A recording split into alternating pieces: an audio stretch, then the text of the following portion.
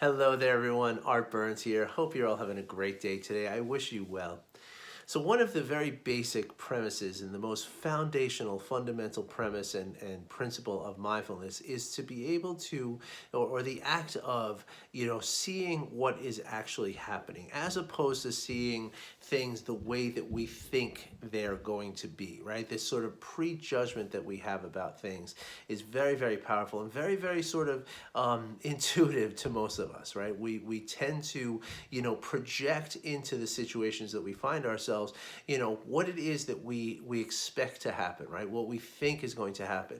One very basic example of this is when we think a person feels a certain way about us, right? Or we think they're thinking something about us, when we think they're thinking about us in a certain way, right? What happens then is everything that person says and everything that person does, right, is going to come to us through this prism, through this filter of what we think their intention is, right? Now, and of course, then we're going to react to that. We're going to respond to that, right? We're not going to react or respond in a way that is responsive to the reality, but more to what we think the reality is, right? And this is the aspect of judgment that we're trying to release when we practice mindfulness, right? Because of course, when we're talking to somebody, we really have no idea what they're really thinking, right? We honestly don't. We think we do, and we're so sure of it that we're willing to bet everything on the fact that we know what this person is thinking about us, and we know the intention behind their words and their actions towards us.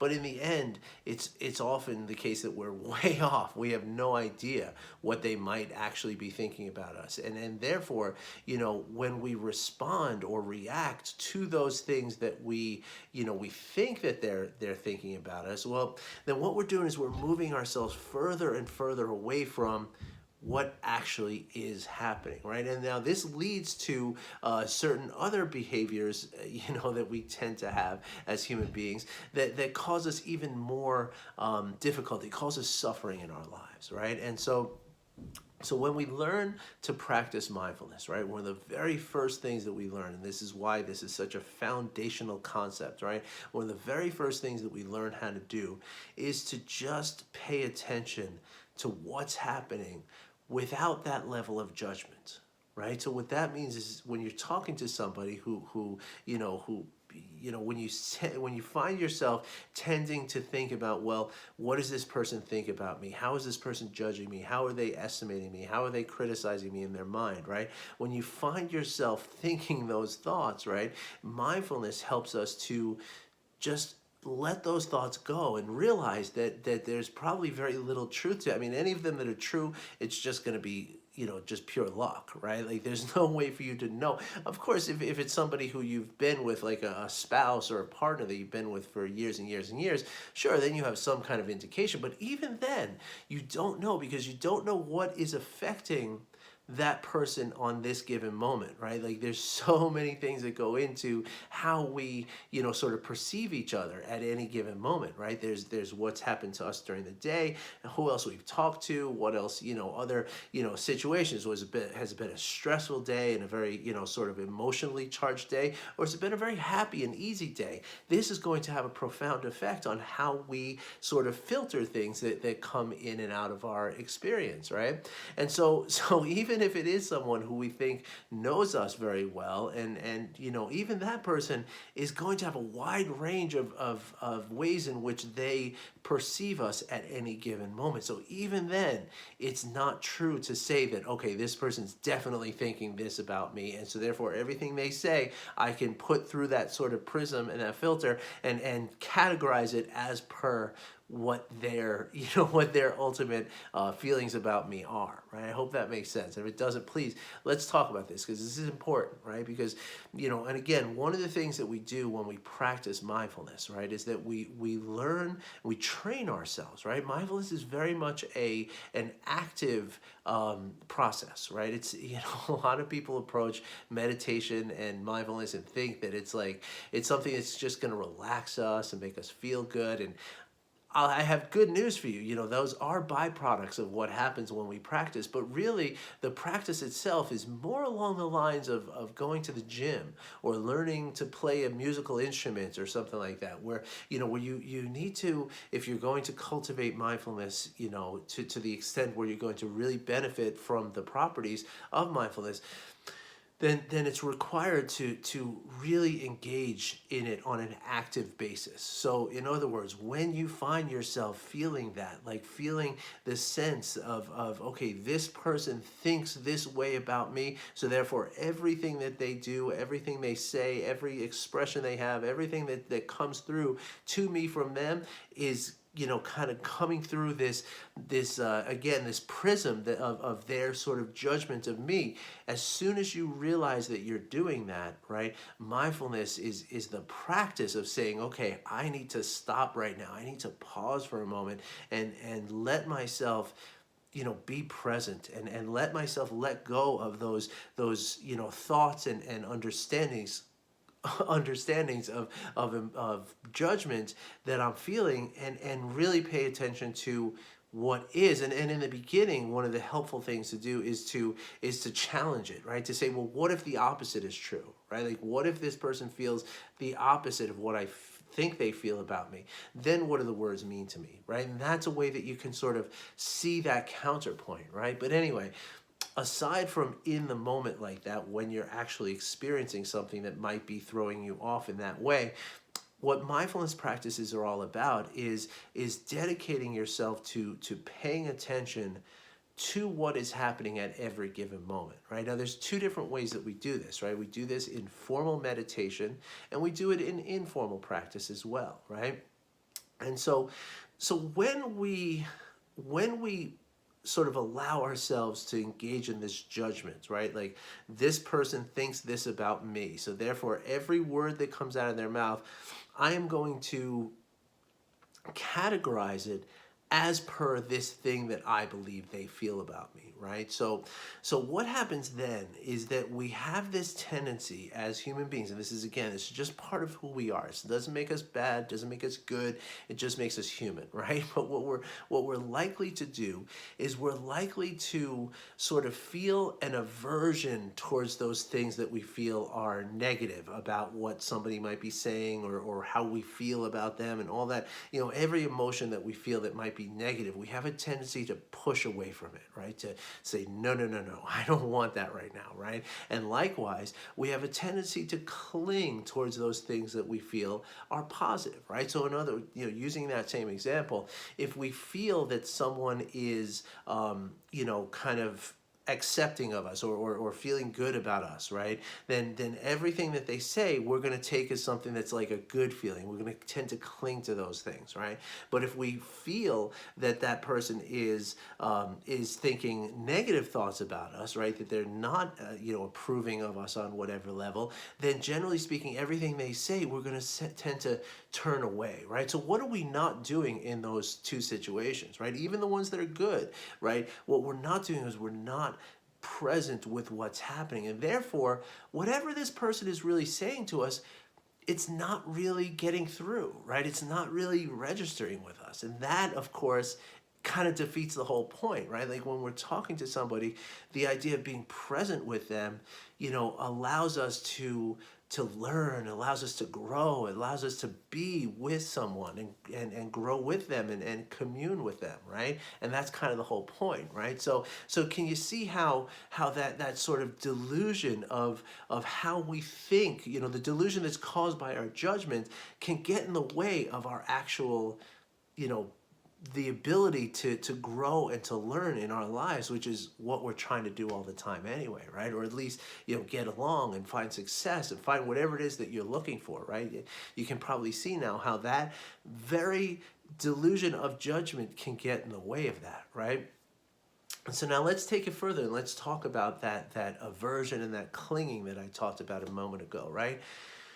And this happens with every situation, right? Like, if it's, if it's someone, so again, for instance, this someone that we feel doesn't like us, or is judging us negatively, or somehow feeling something about us, right? We are going to be so aversive towards that feeling And we're going to be so clinging towards the desire to have this person actually like us, right? That now we're going to change our behavior, to try to accomplish that thing that we think we need, right? Which is based on something that might not even be true, right? Which in all likelihood is not true, right? Because the fact is that most people are not really, it's not as strong as you think, their opinions of you, right? And so that aversion and that clinging, that's where our suffering comes from. Right. And of course, now I'm talking about just a basic situation where somebody else is talking to us, right? Because I wanted to get that judgment in there. But this can be true of any situation in our lives, right? Oftentimes I've talked about this before, so pardon me if you've heard this all before, but it's worth repeating because it's so vitally important to our happiness, right? That even if you want to talk about something as simple as a traffic jam, right? Like when we get stuck in traffic, it's like I use this example all the time, that we have the choice when we're stuck in traffic that we can either squeeze the steering wheel, or we can bang on the dashboard, or we can just be all stewing in this resentment that we're stuck in this traffic, or which would be the aversion, right? We don't want to be stuck in this traffic, and it's not okay to be stuck in this traffic, right? Or we could simply accept that this is what's happening right now, and no matter what, no matter how we feel about it, this is what's happening, right? And we can allow, in that acceptance, we can allow ourselves to be a little more calm and a little bit more, not engage in that stress, distress feeling of anger and frustration and all that, but instead allow ourselves to keep breathing properly and keep sort of, keep ourselves steady and calm in the face of this kind of inconvenient situation, right? And so I ask you, if with those two responses to the traffic jam, right? Whether you get all angry and you hold the steering wheel and you squeeze it and you bang on the dashboard and you get angry, right? That's that response, or the response of simply accepting it, allowing yourself to take a few deep breaths and just understand that there's nothing you can do about this traffic. It just is what it is for right now. What's the one thing that doesn't change there, right? Or let's ask what does change, right? What changes is our physical well-being, right? The first person who's yelling and getting upset, right? That person's blood pressure and heart rate and respiratory system and all the biological functions of their body are all in haywire at that point. It's really not healthy for them, right? They don't feel good either, right? It feels bad to get angry and to feel that level of stress, right? Especially when, it doesn't feel so bad if you're able to run as fast as you can, but if you're sitting there in a car and your blood pressure, your heart rate, and all this stuff is speeding up, it feels bad, right? You probably get a little headache. You probably get a queasy stomach. You might feel pain in your chest or tightness in your shoulders. It doesn't feel good. It is a form of suffering, right? Whereas if you can simply accept what is happening, right? You can, again, take a few deep breaths, allow your body to stay calm, right? There you don't suffer, right? The consequences are not going to change, right? Whatever you're late for, whatever's going to happen as a result of this traffic, that doesn't change. But what does change is the ability to process it in a way that is good for you. What changes is the suffering, right? Or, it's either present, the suffering is either there or the suffering is not there, right? Now, again, what doesn't change, right? What doesn't change is the traffic jam. Right? There's no amount of aversion or clinging to anything that is going to change the outcome of that thing, right? So there's no, so whether we accept the traffic or we don't accept the traffic doesn't care, right? The traffic is just going to be the traffic, right? And so when we allow ourselves to accept the traffic, what we're doing is we're not out, changing the outcome of the situation, but that's the point, right? We're not worried about the outcome. We're worried about right now, right? Like there's nothing we can do about the traffic. There's nothing we can do about the outcome. So therefore, what we can do, right? The one thing we can control is how we feel through this, right? And how we perform through this. So as I usually tell people, like let's say, the traffic jam, you're late for an appointment, right? It's a big work appointment, right? And if you're, if you nail this appointment, this meeting, if it goes well, you get a huge raise, right? And if it doesn't go well, who knows? Maybe you even lose your job, right? And so now you're stuck in traffic, and now you're thinking, oh my God, I'm gonna be late. Like this is terrible. I'm gonna lose my job. I'm gonna go through all this terrible suffering, and this is all gonna be terrible for me, and terrible and terrible and terrible, right? And now your body's getting into this place where you're just not functioning as you anymore, right? Now, even parts of your brain are shutting down at this point, right? Because you're in this stress response. Your body is responding in a way that is as though you're being attacked by something, right? As though you're already losing your job, as though you're already broke, as though you're already, all these worst case scenarios that you're imagining are already coming true, right? And so when you do get to where you're going and you finally get into that meeting 10, 15 minutes late, whatever, how do you think you're going to perform? How do you think that meeting's going to go, right?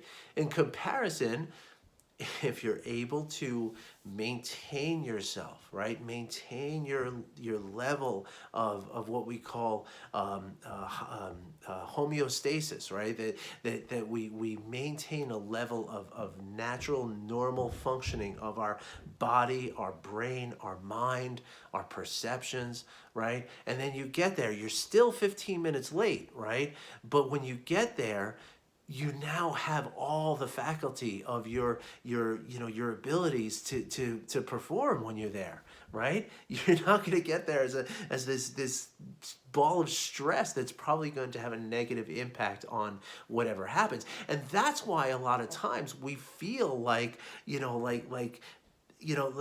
when things don't go well, right? Like you're going to assume in that situation it didn't go well because I got stuck in traffic.